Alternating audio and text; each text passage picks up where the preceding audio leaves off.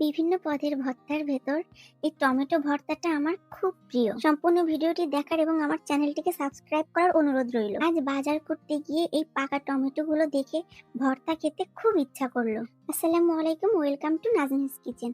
তাহলে চলুন দেখে দিই কিভাবে খুব সহজেই বাসায় এই টমেটোর ভর্তাটা করে নেবেন। আমি এখানে 3টা পাকা টমেটো ধুয়ে সুন্দরভাবে পরিষ্কার করে নিব। এখন চুলায় একটি প্যান নিব এবং প্যানে পরিমাণ মতো সরিষার তেল দিয়ে গরম করে নিব।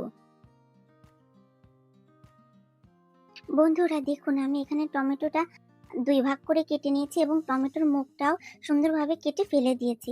এখন এই টমেটোগুলো আমি প্যানে দিয়ে দিব সেদ্ধ করার জন্য।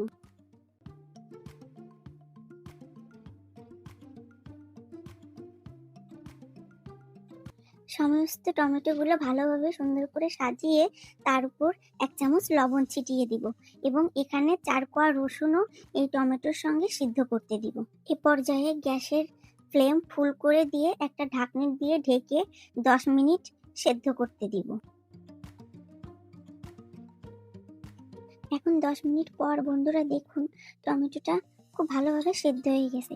এখন একটি স্প্যাচুলা দিয়ে সমস্ত টমেটোগুলো উল্টে দিয়ে অপর প্রান্ত সেদ্ধ করে নিব।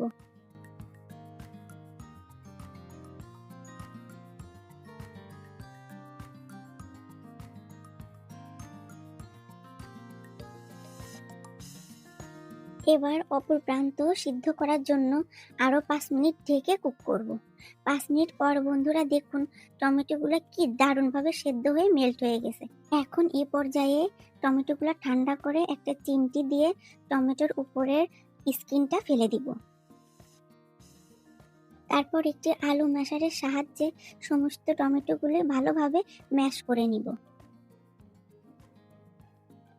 তারপর এখানে সিদ্ধ করা রসুনগুলো দিয়ে দিব এবং এই রসুনটাও টমেটোটার সাথে ভালোভাবে ম্যাশ করে মিশিয়ে নিব।